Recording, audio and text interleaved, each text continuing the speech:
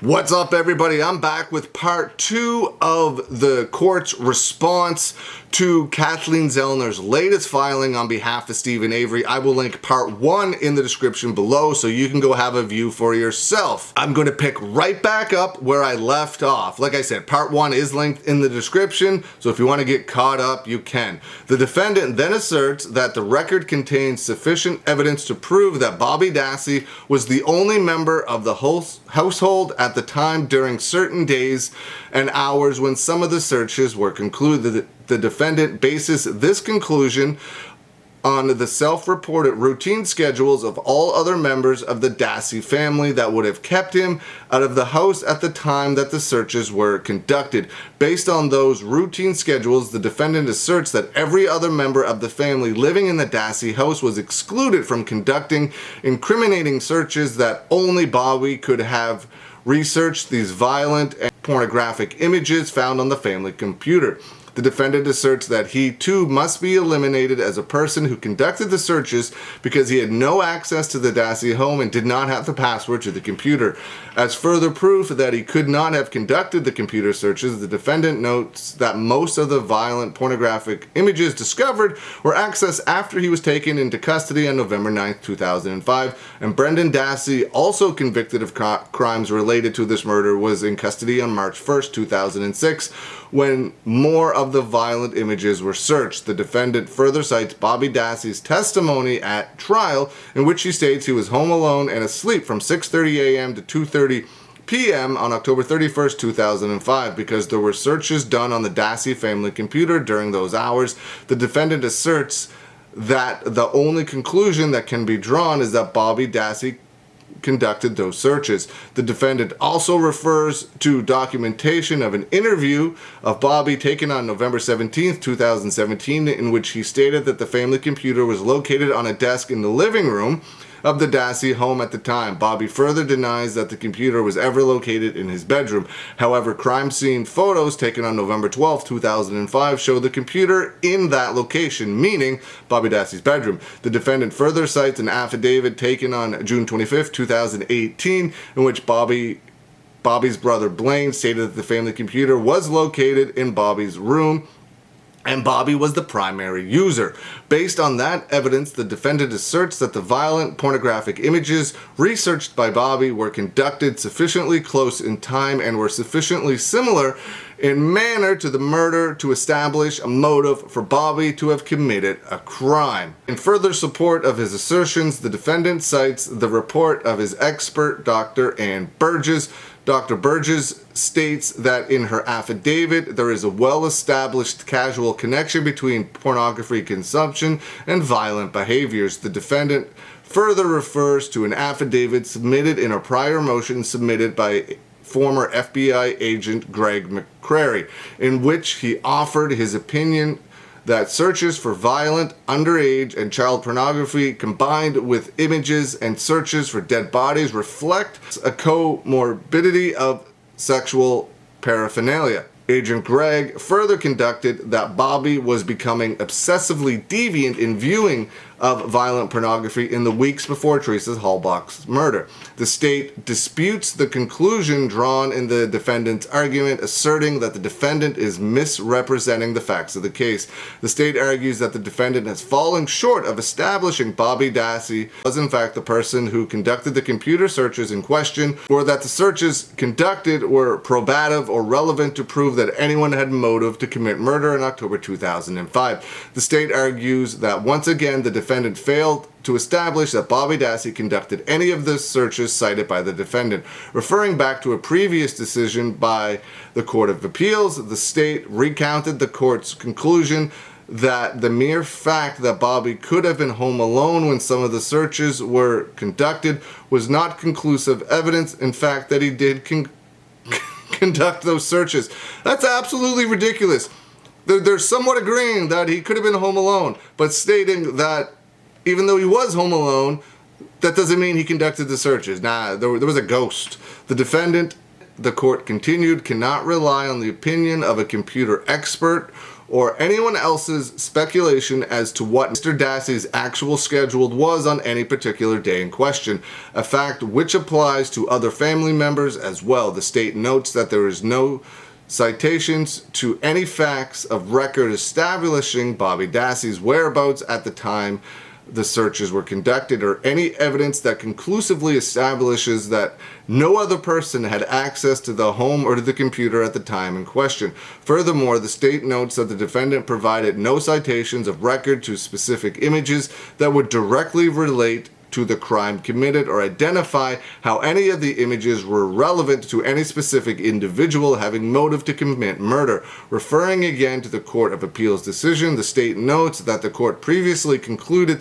that the existence of searches during a time that Mr. Dassey was usually at home is not a fact that would establish conclusively that he was actually in the home at those times, let alone he was the person using the computer or accessing the images. The state further disputes the defendant's conclusion that law enforcement considered pornography or sexual assault as a motive for the murder in this matter. The state notes that during any criminal investigation, law enforcement collects all potential evidence that could possibly be relative to the case.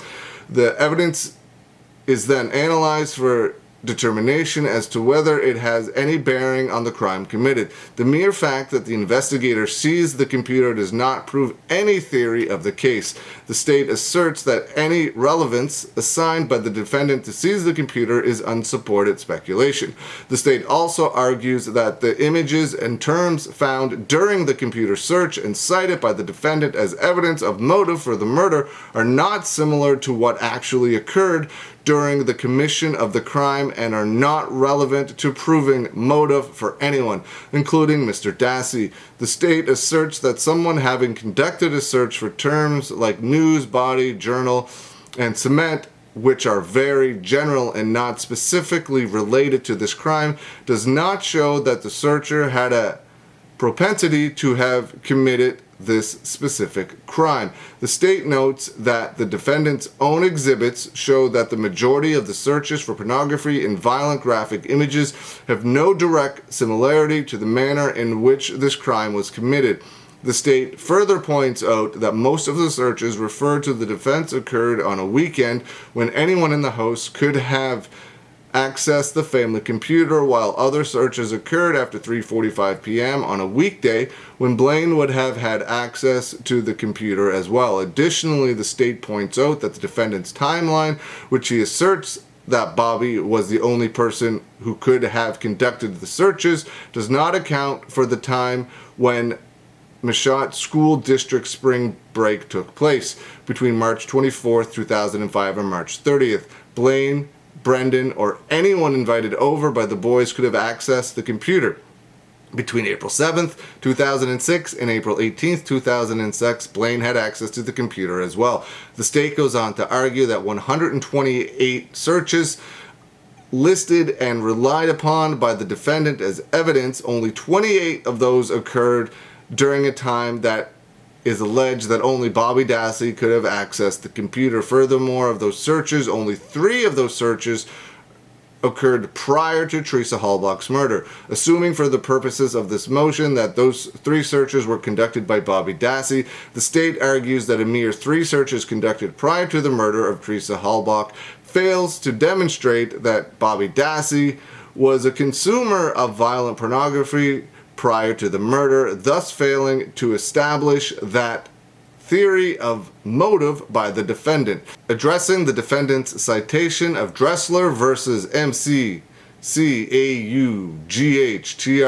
the state argues that the defendant's reliance on this ruling is misplaced for a number of reasons. The first, the state argues that the ruling in Dressler was made in a habeas corpus proceeding and is not binding in Wisconsin criminal law. Second, the state argues that the facts in Dressler case presented a vast departure from those in the case before the court. In Dressler, the male victim was murdered in an extremely specific manner that including binding, mutilation, and dismemberment. While investigating the crime, law enforcement searched the defendant's home and discovered many weapons and restraints, along with pictures, magazines, and videos depicting a similar murdered and mutilated victims, as well as homosexual pornography. The items were offered at trial as to other acts, evidence in support of proving the defendant's intent, motive, and plan to assault and kill the victim in the specific manner depicted in the images found in the defendant's possession.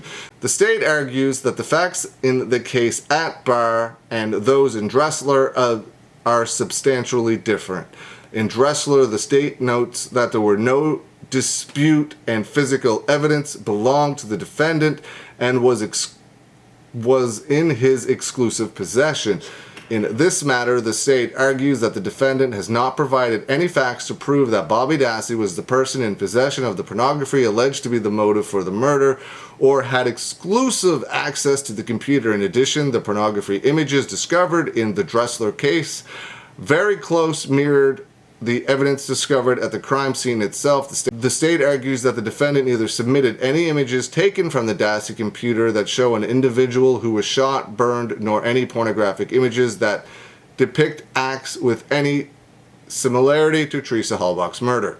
Furthermore, the state argues that the search terms cited as evidence of motive for murder and general do not specifically relate to the crime committed in this matter.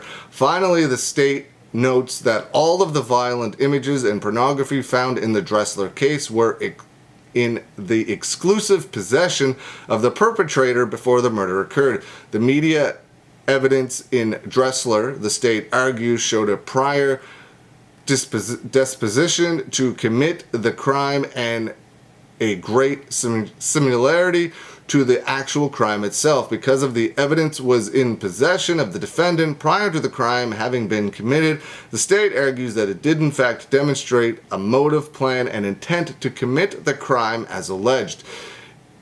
In the case at bar, the state points out that the vast majority of the computer evidence relied upon by the defendant to prove Bobby's motive to kill was obtained during searches conducted after Teresa Halbach was murdered.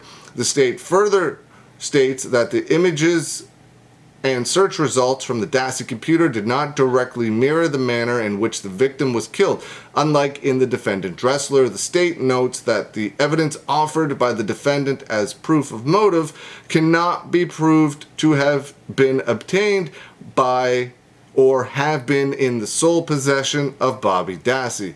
To the extent that the defendant's submission establishes anything, the state alleges that it demonstrates the defendant cannot meet the admissibility standards under State versus Sullivan. The court in Sullivan ruled that for the act's evidence to be admissible, the evidence must be submitted for a permissible purpose, it must be relevant, and that its probative value must not be outweighed by unfair justice. While motive is permissible purpose for which evidence can be used, the state contends that the defendant has not established that the evidence he offers is relevant to this matter. The state notes that the Court of Appeals has rejected the argument that the images on the Dassey computer depicted any situations that were similar to the crime seen in the Halbach murder. The state argues that there is nothing about the evidence found on the communal family computer that is relevant as proof of motive to the commission of the crime. The computer information was collected long after the murder. Nothing in the evidence submitted, the state asserts, makes it more or less likely that Bobby Dassey committed the murder as the defense alleges. The state also argues that because there is a lack of similarity to the crime committed, that the searches were done after the crime was committed, the value of the evidence offered outweighs the probative value. Because there is no direct link to motive to any evidentiary similarity between the computer evidence and the crime committed, the state argues that a jury could convict Bobby Dassey on legally inadmissible evidence. If such evidence were submitted to the jury, the state argues that a jury could conclude that the individual who searched for such images was inherently a bad person and convict on that base alone rather than applicable law. A review of the record of the defendant's argument revealed that he failed to satisfy the third standard of the Edmonds test as well as the motive element of the Denny test. With respect to the Edmonds test, the defendant argued that the evidence offered was material to an issue in the case because it was established that there was a viable third-party suspect that could have committed the murder of Teresa Halbach, and such evidence was never presented to the jury for consideration, undermining confidence in the verdict reached. In order to meet that burden, the defendant had to prove that the evidence also met the standard set forth in Denny to be admissible as proof of a third-party suspect. The defendant failed to establish that Bobby Dassey had the motive to commit the murder of Teresa Halbach. That's where I'm going to end this part. I will link all of the others in the description below so you can get caught up if you want. Let me know what you think. What do you think of the information in this video? Leave some comments below. I hope you're having a good day, and I will see you again soon.